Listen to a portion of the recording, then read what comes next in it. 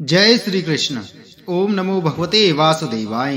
नमस्कार दोस्तों, स्वागत है आप सभी का हमारे चैनल भक्ति ज्ञान में। दोस्तों, आज मैं आपको पौष मास कृष्ण एकादशी सफला एकादशी की व्रत कथा और महत्व सुना रहा हूँ।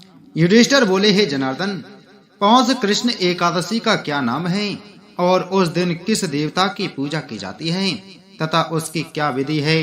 भगवान श्री कृष्ण कहने लगे कि हे धर्मराज, मैं तुम्हारे स्नेह के कारण तुम्हारे प्रश्नों का उत्तर देता हूँ। एकादशी व्रत के अतिरिक्त मैं अधिक से अधिक दक्षिणा देने वाले यज्ञ से भी प्रसन्न नहीं हूँ। अतः तुम इसे अत्यंत भक्ति और श्रद्धा से युक्त एकाग्र मन से सुनो।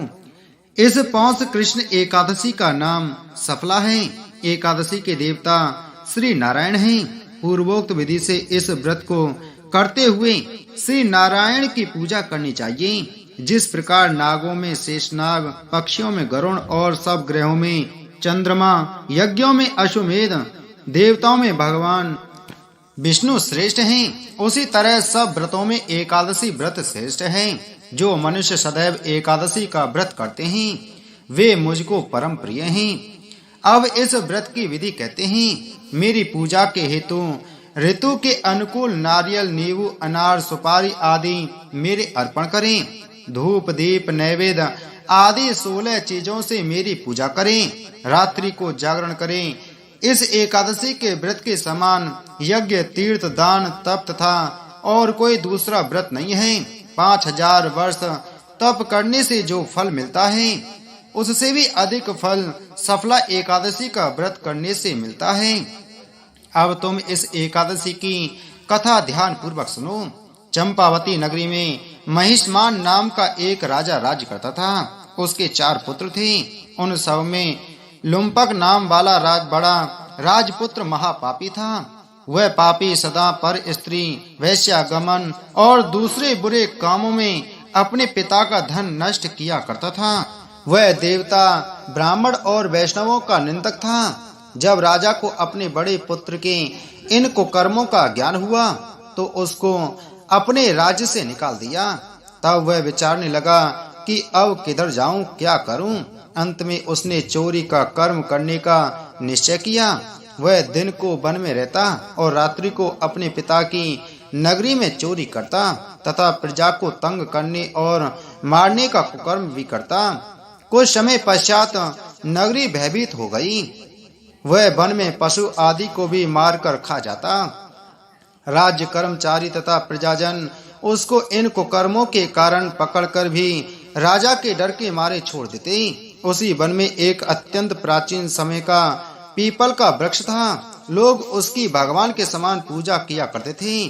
उसी वृक्ष के नीचे वह महापापी लुम्पक रहा करता था। इस वन को लोग देवताओं का क्रीड़ा स्थल मानते थे। कुछ समय के बाद पौष कृष्ण पक्ष की 10वीं के दिन वह वस्त्रहीन होने के कारण शीत के मारे समस्त रात्रि सो ना सका और मूर्छित हो गया। उसके हाथ पैर अकड़ गए। वह रात्रि उसने बड़ी कठिनाई से व्यतीत की और सूर्योदय होने पर भी उसकी मूर्छा नहीं गई। दूसरे दिन सफला एकादशी को दोपहर के समय सूर्य की गर्मी से उसकी मूर्छा दूर हुई तो वह होश में आकर गिरता पड़ता वन में भोजन की खोज में गया, परंतु शारीरिक कष्ट के कारण वह जीवों को मारने में असमर्थ रहा। अतः वृक्षों से गिरे हुए फलों को बीनकर वह पीपल के वृक्ष के नीचे आया। उस समय तक सूर्य भगवान अस्त हो गए थे। अतः उसने उन फलों को पीपल के वृक्ष के नीचे लाकर रख दिया और रोकर कहने लगा कि भगवान, यह सब फल फूल आपके ही अर्पण हैं, आप ही इनसे तृप्त होइए। उस रात्रि को उसको दुख के मारे नींद भी नहीं आई। इस उपवास तथा जागरण से भगवान अत्यंत प्रसन्न हुए और उसके सब पाप नष्ट हो गए। दूसरे दिन प्रातः समय एक अति सुंदर घोड़ा अनेकों सुंदर वस्तुओं से सजा उसके सामने आ खड़ा हो गया। उसी समय आकाशवाणी हुई कि हे राजपुत्र, भगवान नारायण की कृपा से तेरे समस्त पाप नष्ट हो गए हैं। अब तू अपने पिता के पास जाकर राज्य प्राप्त कर। लुम्पक ने जब ऐसी आकाशवाणी सुनी तो वह अत्यंत प्रसन्न हुआ और हे भगवान, आपकी जय हो, ऐसा कहता हुआ सुंदर वस्त्रों को धारण कर अपने पिता के पास गया। उसने संपूर्ण कथा कह सुनाई और पिता ने उसको अपना राज्यभार सौंपकर वन का रास्ता लिया। अब लुम्पक शास्त्र अनुसार राज्य करने लगा। उसके स्त्री पुत्र आदि भी नारायण के परम भक्त बन गए और वृद्धावस्था आने पर वह अपने पुत्र को गद्दी दे भगवान का भजन करने के लिए वन में चला गया और अंत में विष्णु लोक को प्राप्त हुआ। जो मनुष्य भक्ति पूर्वक इस सफला एकादशी का व्रत करते हैं उनको अंत में मुक्ति मिलती है। जो मनुष्य इस एकादशी का व्रत नहीं करते वे पूंछ और सींगों से रहित पशु के समान हैं। इस सफला एकादशी के महात्म को पढ़ने अथवा सुनने से अश्वमेध यज्ञ का फल प्राप्त होता है। बोलो एकादशी महात्म की जय। बोलो विष्णु भगवान की जय।